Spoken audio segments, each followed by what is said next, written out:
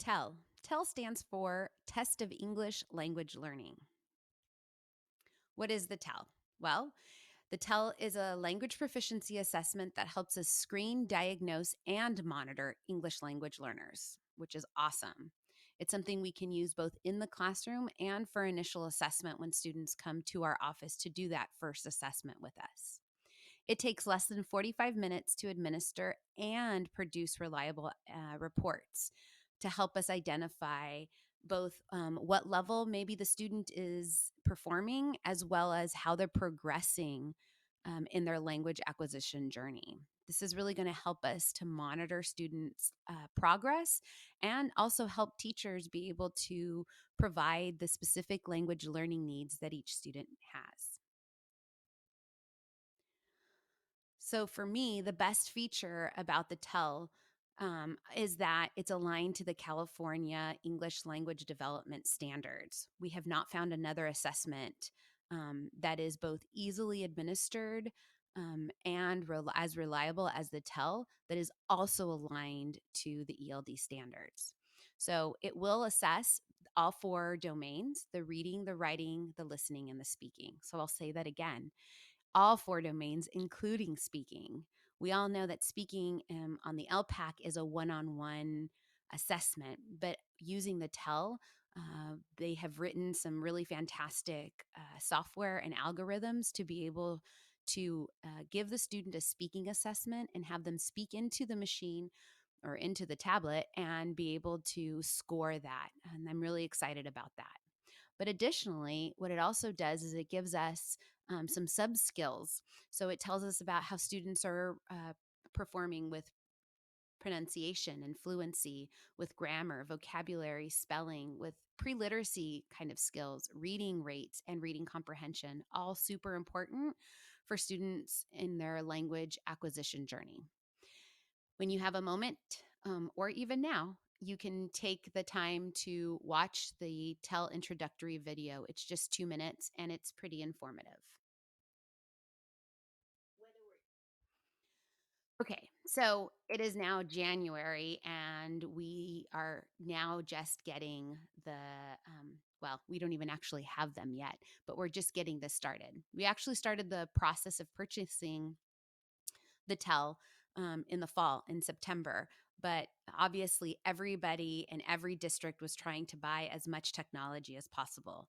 So when we first looked at this assessment last fall, Joanne and I wrote it off because it was the only way it could be administered were on tablets, and clearly we weren't going to buy tablets for every teacher to be able to give this assessment. When every student already had a Chromebook, I knew that wasn't going to fly. The assessment itself is not that expensive, but unfortunately, it became cost prohibitive when we had to also then purchase the hardware to be able to run the assessment. Fast forward to learning loss mitigation funding, and I've proposed that using those funds to purchase both the hardware and the software to use this assessment would really help us understand where our students are and how to actively measure their progress, which is one of the requirements that we have for English learners. Technically, it's always the requirement, but it's something being looked at pretty closely this school year. So here's our proposal for the rollout for this year. That's right, you heard me right. We're going to try to roll this out this year. So the first way we're going to do it is we're going to have professional learning. So our designated ELD 300 course will be around TEL. How do I administer it? How is it useful to me? So remember, designated ELD 300 is a mandatory professional learning opportunity for all designated ELD teachers. We'd like to offer that from February 22nd to April 4th. Again, as always, teachers can do on Mondays during contract time. They can do 1 hour each Monday or however they want to do it. If they don't want to do it off contract time, or as always, we will pay teachers after hours $35 an hour to complete the course. Either way, the course must be completed. We are going to begin to use the TEL as our new benchmark. So that means that we are going to, in the following school years, we are going to use it more regularly. That being said, I knew we needed to train teachers on how to do it. I'm also asking coordinators who do not teach designated ELD to take the course so that they can help facilitate the implementation of the benchmark tool. I'll say that again. I think it's very important that EL coordinators understand how the TEL works and how to give the assessment so that they can be a resource to their designated ELD teachers. So for this school year, I'd like to test just ALD to students. So students are registered in ALD.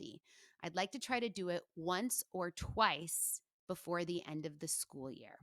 We're going to use the administration as a formative benchmark to begin to gather data to identify individual EL's language needs. Again, just once or twice this school year. I know it's going to be tough. I know it's difficult to take up class time. But I'll tell you right now, the number one um, thing that I hear from designated ELD teachers is they need data to see where they are that's reliable. I think once we start implementing, people will find that the data is very useful. So the proposed rollout for next school year is as follows. We're going to be testing in designated ELD classes. We'd like to administer the assessment 5 to 8 times in ALD courses each year. I know that seems like a whole lot, but think about it this way. The purpose of this assessment is a benchmark test, so it can be both formative and summative. You will have the hardware, so the iPads available to you as teachers in classrooms, and it won't take more than 45 minutes, depending on what it is you're asking students to do. So I want to make sure that we are on track with being able to do that. The administration for obviously my phone is going off. The administration for the testing would look like this. The first week of school, we would establish an annual baseline. That means that the first week of school, every student would take the TEL. If a student is enrolled in your class late, no problem. You just give them the iPad, they work on the iPad, and then they move forward. Then I would love to see us give it as a formative assessment once or twice during the semester in addition to that first week. So ideally, the student would take it in the first week, then maybe mid-semester would take a formative assessment to see if they are on track for their learning goals, and then again at the end of the semester as a summative assessment. This would be one measure of learning that we would use to identify if the student met growth for credit in the course. So to sum it up, it would look like this. In the first week, my students would take the baseline. Mid-semester, they would take it again. At the end of semester 1, they would take it as their final. Mid-semester for semester 2, they would take a midterm as a formative assessment. And then again, at the end of semester 2, they would take it as a final.